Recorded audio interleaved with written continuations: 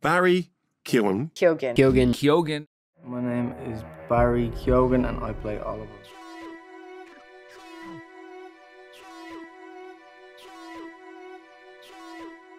There's before Saltburn and there's after Saltburn. Coming off the incredibly polarizing Promising Young Woman, Emerald Fennell is back with yet another polarizing film.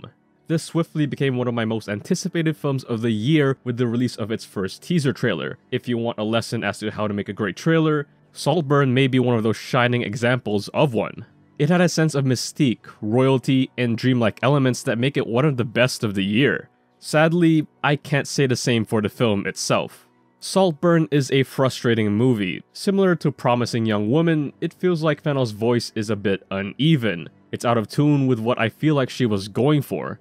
Because seeing this film, the way it's portrayed and fixed, it's like a psychosexual thriller, which it is at times, but the transitions between taking story beats to heart or not aren't exactly successful as they probably could have been. Or maybe even then, that's by design. A happy accident, as you will. Shouldering this confusing tone is Barry Keoghan's Oliver, a seemingly down-on-his-luck Oxford student who befriends the awe-inducing Felix, who's played by Jacob Elordi. Elordi doesn't really get as much to chew on as I thought he was. Don't get me wrong, he absolutely works very well as the posh Oxford student. It's just that there wasn't a ton for him to do other than sit like a piece of candy that Keoghan's Oliver can glance and glare at. And I gotta say, glance and glare he does. He's not gonna get it because of how stacked the race is this year, but this has Best Actor nomination written all over it. He does everything, and I mean he does literally everything. He puts on a masterclass and gets lost in a role. Even if he doesn't really exactly pass off as an actual student, he's incredibly damaging and emotional when he needs to. The same goes for its talented supporting cast consisting of Archie Madekwe, Richard E. Grant, Alison Oliver, and Rosamund Pike, who also should be getting a nod for Best Supporting Actress. I also really like the chemistry she and Carey Mulligan's Pamela had. They play off each other very well. God, and his mother's a drunk. I mean, babies can be really affected, traumatized. Oh, they come out drunk. And thinking about it more, Alison Oliver really gives a great performance, given how small it was. I have no idea who she is, but she makes the best of it, standing head and shoulders with the rest of the cast. I was talking about the film's disjointed direction, but even given that, I like the dark comedy edge that almost all of the characters have, aside from Oliver, of course. And as goofy as some of them are, it's increasingly fascinating as to how it's shot and framed. Linus Sandgren, who does a lot of the visuals for Damien Chazelle's filmography, helms this film as well.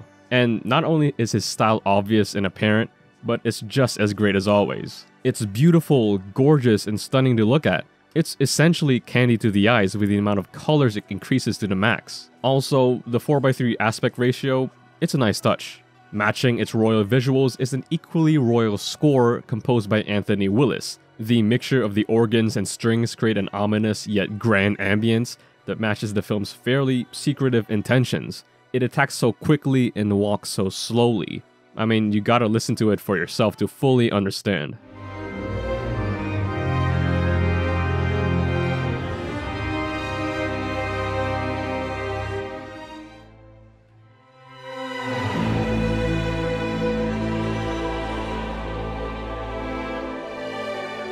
It's sometimes confusing how and why it ended up on this film, considering the vibe it's going for. A vibe that I wasn't expecting to be so laid back and restrained, even through its end. An end that feels too undercooked. Most of this film I would have easily bought on, and what I mean by that is that I would have easily lost myself in the film. I would have lost myself in Saltburn itself. The majesty and aura it built was fascinating and gripping. The characters, the family, the motives, and the dynamics, all of it was so interesting to follow. But Fennell yet again swipes at your hand, leading to drop your food on the floor.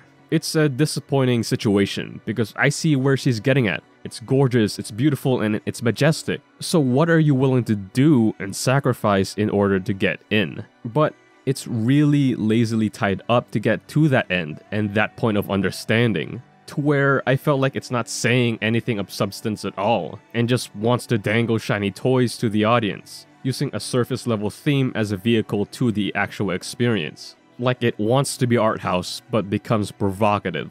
Not to mention the inconsistent tone again, but there were so many times throughout the film where I thought I wish this had been taken more seriously as a drama rather than a dark comedy. Because a lot of emotion is sold off for laughs and twists that didn't exactly hit right, or as they should have. Some obviously did, and one that didn't. That kind of derailed the film entirely. There were some blind spots in the first 2 acts, but man, that third act just torpedoed. It makes for something to lightly enjoy, just not deeply interpret. It's a scuffed British parasite, it's a 2023 talented Mr. Ripley, and it's a candy-coated undercooked Wagyu steak. I'm giving Emerald Fennell Saltburn a 3 out of 5. Fun, pretty, and shiny.